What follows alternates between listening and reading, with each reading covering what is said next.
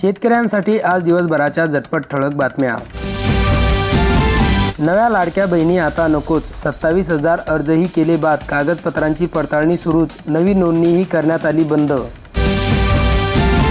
10,000च्या वर शेतकरी मदतीपासून वंचित।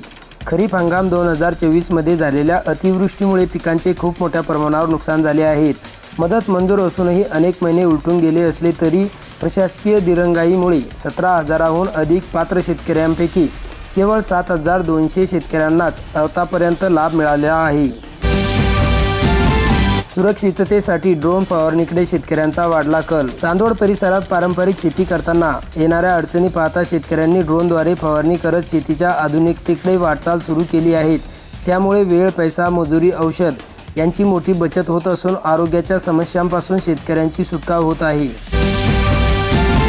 दाभाडी येथे महिला शेतकऱ्यांना कृषी विभागाने कीड नियंत्रणाचे दिले धडे। मालेगाव तालुक्यातील दाभाडी येथे नानाजी देशमुख कृषी संजीवनी प्रकल्प अंतर्गत मका पिकावरील महिलांसाठी शेती शाळा पार पाडली। तालुक्यात कृषी अधिकारी भगवान गोरडे यांच्या मार्गदर्शनाखाली तालुक्यातील विविध गावांमध्ये मका व कापूस पिकावरील महिला शेतीसाठी अनेक वर्ग घेतले जात आहे। पैठणमधील 27% लाभार्थ्यांची ई-KYC अद्यापही प्रलंबितच। 3 वेळा मुदतवाढ देऊनही 68,364 लाभार्थ्यांनी केले दुर्लक्ष, धान्य बंद होण्याचा धोका। वर्षानुवर्ष घाम घालणारा शेतमजूर अखेर गेला कुठे? शेतकरी मेटाकुटीला। मजुरांची मनधरणी करण्याची शेतकऱ्यांवर आली वेळ। खरीप हंगामाचा सुरुवात होताच शेतातील मशागतींच्या कामांना गती येत आहेत। सध्या शेतात डवरणी, खते देणे तसेच फवारणी इत्यादी महत्त्वाचे कामे सुरू आहेत। या कामांना मोठ्या प्रमाणात मनुष्यबळ लागते। मात्र तालुक्यात शेतमजुरांची तीव्र टंचाई आहे। मजुरांची दर वाढूनही शेतमजुरी मिळत नाही। त्यामुळे शेती करायची कशी असा प्रश्न शेतकऱ्यांसमोर निर्माण झाला आहे। पावसाने केला घात, दुबार पेरणीचे संकट। संततधार पावसामुळे अनेक शेतकऱ्यांना दुबार पेरणी करावी लागत आहे। चिखलीसह परिसरातील शेतकऱ्यांनी तूर, कपाशीची टोकणी करून सोयाबीनचीही पेरणी केली होती। परंतु लगेचच 4 दिवस परिसरात संततधार पाऊस पडल्याने कपाशीचे बियाणे अप्रतिम अंकुरले, पण सोयाबीन बियाण्यांचा घात झाला, ते उगवलेच नाही। त्यामुळे आता पुन्हा शेतकऱ्यांना सोयाबीनची दुबार पेरणी करावी लागत असल्याने आर्थिक कोंडीचा सामना करावा लागत आहे।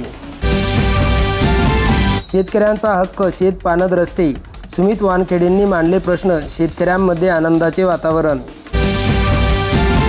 बळीराजा शेती फुलवणार आणि आता 50,000 रुपये बक्षीसही कमावणार। अन्नधान्य, कडधान्य व गळीत धान्य पीक स्पर्धा, शेतकऱ्यांना होणार लाभ।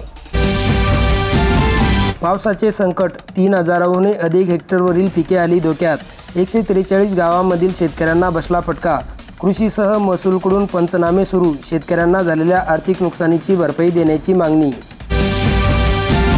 60,000 हेक्टरवरील पिकांना मिळणार जीवदान, जलसंपदा मंत्र्यांकडून आज बैठकीत होणार निर्णय। परभणी जिल्ह्यातील पावसाच्या तुटवड्यामुळे निर्माण झालेल्या संकटाच्या पार्श्वभूमीवर शेतकऱ्यांना दिलासा देण्यासाठी शक्यता निर्माण झाली आहे।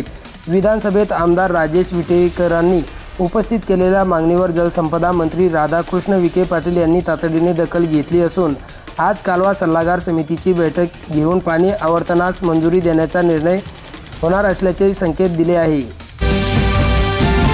रोजगाराची हमी पण निधीचे काय? 200 कोटीच्या वर बिले थकलीत, खिशातील पैसा टाकला, आता कार्यकाल संपत आल्याने सरपंचांना धास्ती। पीक विमा योजनेत बदल अशक्य, कोकाटे यांचा निर्णय। योजनेचे वेगवेगळे 3 ट्रिगर लागू करण्यास दिला नकार।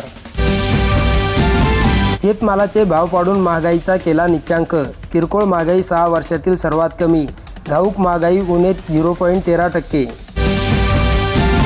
पीक विमा योजनेला राज्यात थंड प्रतिसाद, खरीपासाठी आतापर्यंत 12.25 लाख अर्ज दाखल।